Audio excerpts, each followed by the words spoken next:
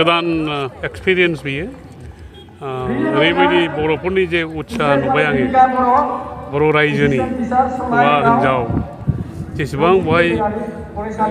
उत्साह देखायबाय दिनै बर' साहित्य सभायाव बिदि जुदि जों उत्साह देखायजोबनो हायोब्ला बर'फ्रा जेरावबो बर'फ्रा एखेबारे उन्नत मोनसे जाथि जानो हागौ मस्त मोजां जाथि जानो हागौ दिनै बहाय जेसेबां नुबाय आं एफा बुरजा मानसिफोर दं खामानि मावनाय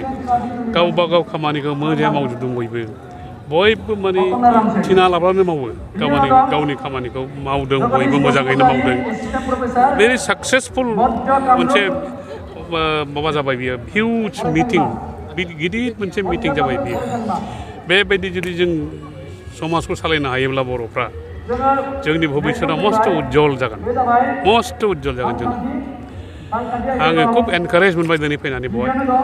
जे बर'नि फिउचारा मोजां जों उन्नत मोनसे जाथि जानायनि लामायाव जों दा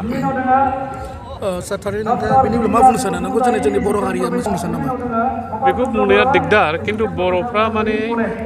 नोंसोर नाय 50 बोसोर सिगाङाव जों बर'फ्रा जेबायदिमोन दा बै बर'फोर नंला जों दा माने मस्त एडभान्स जाबाय बर'फ्रा आरो बेनिफ्राय जोङो अनेक खस्थ'नि बिथोराव जों फैबाय दा जोंहा इन्सार्जेन्सि दंमोन गावजों गाव जुद्ध नांलायनाय दंमोन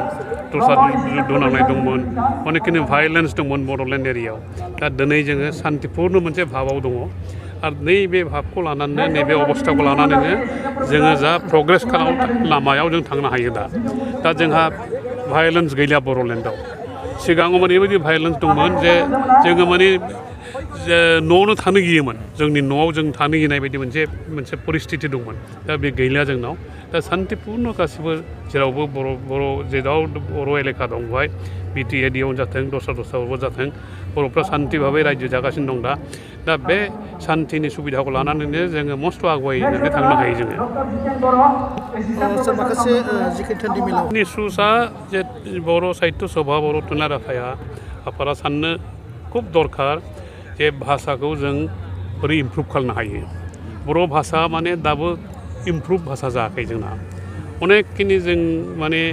शब्दखौ दाबो जों नागिरना मोना माबायदि एक्सप्रेस खालामनांगौ आरो बेल' नङा जोंनि उच्चारणफ्राबो माने मोजाङै जाया उच्चारणखौ मोजाङै खालामनो हानांगौ जिखुनु भाषा जों रायलायोब्ला उच्चारणखौ मोजाङै खालामनो हानांगौ बे बर'आवबो जोङो बेखौ खालामनो हायाखै बेखिनिखौ जोंहा खालामनो दरखार दा बर' थुनलाइ आफादा बेखौ खालामनो खुब दरखार बर' पियरखौ माने गोबाव लागोन समाया पियर बर'खौ आंथ' रायलायनो हाखाया आंबो बुजिनाय नङा रायलायोब्ला दा बेखौ मोजाङै फोरोंनांगोन मोजाङै शुद्ध खालामनांगोन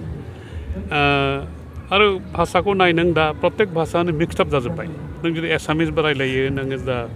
बेंगलि रायलायो बा हिन्दी रायलायो समाय दस्रानि भाषाबो हाबफैयो नङा होमबा इंलिसनि वार्डबो हाबफैयो दस्रा हाबफैयो दा बर'नि भाषायाव बेयो बुरजासिन दङ